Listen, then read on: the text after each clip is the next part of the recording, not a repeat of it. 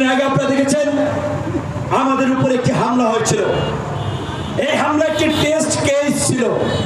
যারা হামলা চালিয়েছিল তারা ক্ষমতা দখলের জন্য হামলা চালিয়েছিল, দেশে একটা নৈরাজ্য তৈরি করার জন্য হামলা চালিয়েছিল।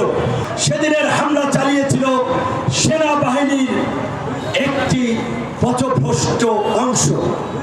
সেনাবাহিনীর দু একজন অফিসারের কর্মকাণ্ডের জন্য, অপকর্মের জন্য কখনোই পুরো সেনাবাহিনীকে আমরা দায় দেই না, আমরা দায় দেব না। সেদিন ঘটনা আমরা যতটুকু জানতে পেরেছি পুলিশের কোনো ভূমিকা ছিল না। সেদিনকার দায়িত্ব ফিল্ডে থাকা কমান্ডিং অফিসার এবং তাদের সাথে ষড়যন্ত্রে লিপ্ত কয়েকজন সিনিয়র এই অপকর্ম ঘটিয়েছিল। কিন্তু ডক্টর মোহাম্মদ ইউনূস এবং অন্তর্বর্তীকালীন সরকার এই ঘটনায় জড়িতদেরকে বিচারের আওতায় আনার জন্য একটি বিচার বিভাগীয় তদন্ত কমিশন করেছে।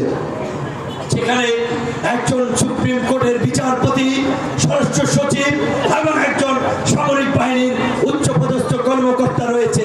কাজেই আপনারা দেখেন এই হামলায় যারা জড়িত আমাদেরকে বলা হয়েছে অভ্যন্তরীণভাবে তাদের বিরুদ্ধে কিছু ব্যবস্থা নেওয়া হয়েছে। আমরা অভ্যন্তরীণভাবে নয়, আমরা প্রকাশ্যে জানতে চাই